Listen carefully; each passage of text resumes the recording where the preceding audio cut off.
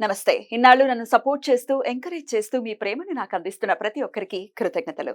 అలాగే ఈ వీడియో కూడా ఖచ్చితంగా మీకు ఉపయోగపడుతుంది. లైక్, షేర్ అండ్ సబ్స్క్రైబ్ చేసి మీ సపోర్ట్‌ని నాకు అందించండి. అలాగే ఈ వీడియో పట్ల మీకున్న అభిప్రాయాన్ని కామెంట్ సెక్షన్‌లో కామెంట్ చేసి తెలియజేయండి. ఇప్పుడు వీడియోని చూద్దాం. జ్యోతిష్య శాస్త్రం ఒక అద్భుతం. వేదాంగమైన జ్యోతిష్య శాస్త్రం అనేటువంటిది మానవ జీవన గమనానికి ఒక వరం. జ్యోతిష్య శాస్త్రం నీ జీవితంలో వెలుగునింపే ఒక భాష. ఆ భాష నీకు అర్థమైతే ప్రకృతి నీతో మాట్లాడుతుంది. అస్ట్రాలజీ నేర్చుకోవాలి అనుకునే వారికి అద్భుత అవకాశం. మురళీధర శర్మ గారి అస్ట్రాలజీ క్లాసెస్ అతి త్వరలో మొదలు కాబోతున్నాయి. 100% జాబ్ గ్యారంటీ. వివరాల కొరకు సంప్రదించండి. నమస్తే, వెల్కమ్ టు అవర్ ఛానల్. నేను పద్మిని. ప్రస్తుతంతో పాటు ప్రముఖ ఆధ్యాత్మికవేత్త, ఆస్ట్రోన్యూమరాలజిస్ట్, వేదిక్ వాస్తు స్పెషలిస్ట్, శ్రీ విద్య మరియు హనుమత్ ఉపాసకులు బ్రహ్మశ్రీ డాక్టర్ సిస్లా జయశంకర్ గారు మనతో పాటు ఉన్నారు. మాట్లాడదాం సార్. నమస్తే సార్. సార్, నక్షత్రాల గురించి చెప్తున్నారు చాలా అత్యద్భుతంగా. అయితే ఏదో నక్షత్ర తత్వమే కాకుండా పాదాలు ఖచ్చితంగా ఉంటాయి. 4 పాదాలు ఉంటాయి. ఏ నక్షత్రానికైనా ఆ నక్షత్రానికి సంబంధించిన పాదానికి కూడా ప్రామినెంట్ గా రోల్ ని ప్లే చేస్తుంది. అందుకే కదా విభజించారు. తత్వాల్లో బోల్డ్ అంత డిఫరెన్సెస్ మనం చూసాం. ఏ పాదం వాళ్ళు ఎలా ఉంటారు. అది కృతికా నక్షత్రం అయినా 4 పాదాల్లో కూడా డిఫరెంట్ లక్షణాలు. అద్భుతం. శాస్త్రం అద్భుతమైనటువంటి ఒక వరం అని చెప్పుకోవచ్చు. దాన్ని అర్థం చేసుకుని అనుగుణంగా మనం గమనాన్ని గనక మన గమనం ఉంటే ఇంకా తిరుగులేదు. మన భారతీయ సంస్కృతిని, మన విద్యని, మన మునులు ఋషులు వీళ్ళు మనకు అందించిన సమాచారాన్ని విలువిచ్చి గౌరవించి తెలుసుకుంటే బోల్డ్ అంత నాలెడ్జ్ ఉంది. ఖచ్చితంగా సముద్రం అంత నాలెడ్జ్ ఉంది. విలువ ఇవ్వాలి. అలా దాన్ని ఆస్వాదిస్తూ దాని సహాయం తీసుకుంటూ డెఫినెట్ గా ముందుకు వెళ్ళటం కోసమే అందించారు కాబట్టి. రైట్ సార్, ఇక నక్షత్రాల గురించి చెప్తూ ఉన్నారు కాబట్టి పూర్వాషాఢ వరకు మనం ఆల్రెడీ మాట్లాడుకున్నాము. ఉత్తరాషాఢ నక్షత్రం, ఈ ఉత్తరాషాఢ నక్షత్ర జాతకులు ఎలా ఉంటారు, ఏమేం జీవితంలో ఖచ్చితంగా మార్చుకోవాలి, ఒకసారి మీ ద్వారా. ఉత్తరాషాఢ నక్షత్రానికి రవి అధిపతి.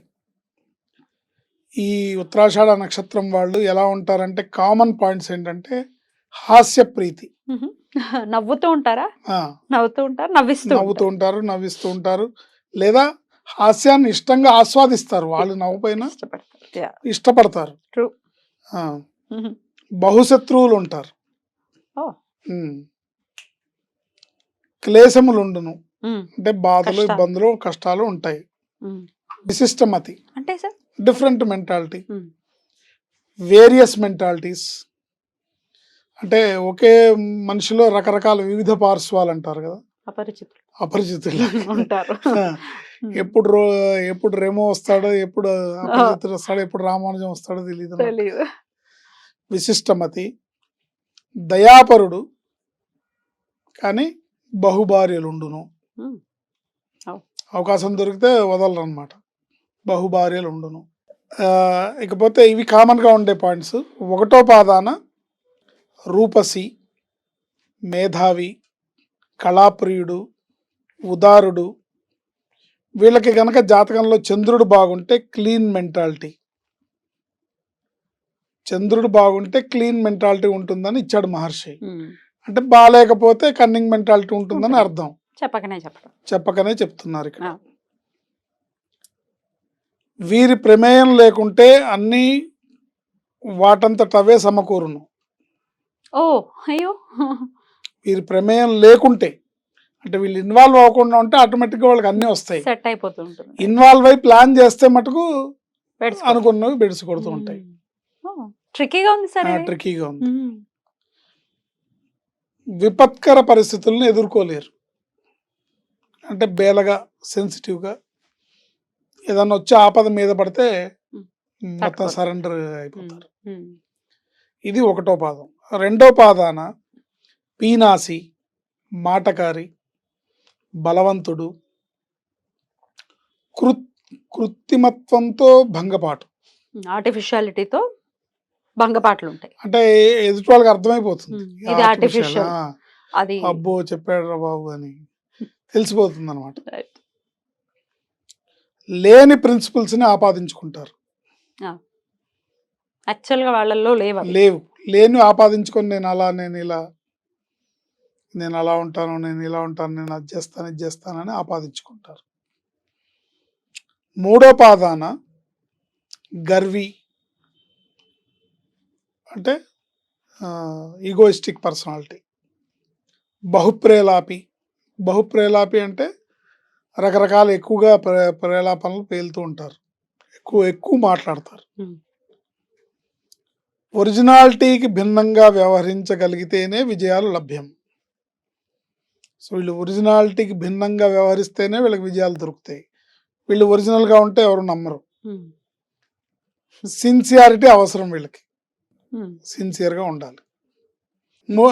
ఇది 3వ పాదం వరకు లక్షణాలు. ఇకపోతే 4వ పాదంలో బలాఢ్యుడు, బహుకార్యరతుడు, వ్యాపారి, స్థిరంగా ఉండగలిగితే అన్నీ అనుకూలిస్తాయి.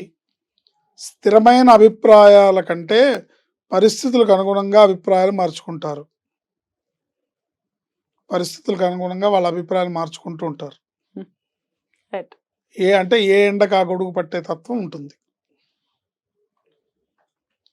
మొత్తం మీద వీళ్ళ లక్షణం ఎలా ఉంటుందంటే పని సాధించుకోవడమే లక్ష్యం.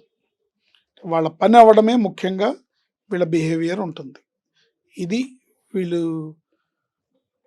మహర్షి గారు చెప్పిన ఉత్తరాషాఢ నక్షత్ర లక్షణాలు. 4 పాదాలు వాళ్ళు. 4 పాదాలు. ఏం మార్చుకోవాల్సి ఉంటుంది సార్ లైఫ్ లో ఖచ్చితంగా? వీళ్ళు మాటలు తగ్గించుకొని, ఉన్నవి లేనివి మాట్లాడకుండా, ఏదుందో అది మాట్లాడుతూ సిన్సియర్గా ఉండి, అంటే ఒరిజినాలిటీని పోకుండా, వాళ్ళకి లేనివి ఆపాదించుకోకుండా, ఉన్న వాటిని యాక్సెప్ట్ చేస్తూ న్యాచురల్గా వెళ్తే బాగుంటుంది. బట్ ఆ లక్షణం అది బై బర్త్ వచ్చినప్పుడు లక్షణం నక్షత్ర లక్షణం కాబట్టి బట్ తెలుసుకుంటూ నడుచుకోవడం బెటర్ కదా. నడుచుకోవాలి. At one point of time definite గా మనం చెప్తూ ఉంటే బ్రెయిన్ కి ఇది వద్దు ఇది వద్దు ఇది వద్దు అని దాన్ని ట్యూన్ చేయడమే కదా. చేయొచ్చు వాంటెడ్ గా చేయొచ్చు, చేసుకోవచ్చు. చేసుకుంటే బెటర్ లైఫ్ ఉంటుంది. 100%. Right sir. ఇక ఆరాధన విషయం చెప్పండి సార్.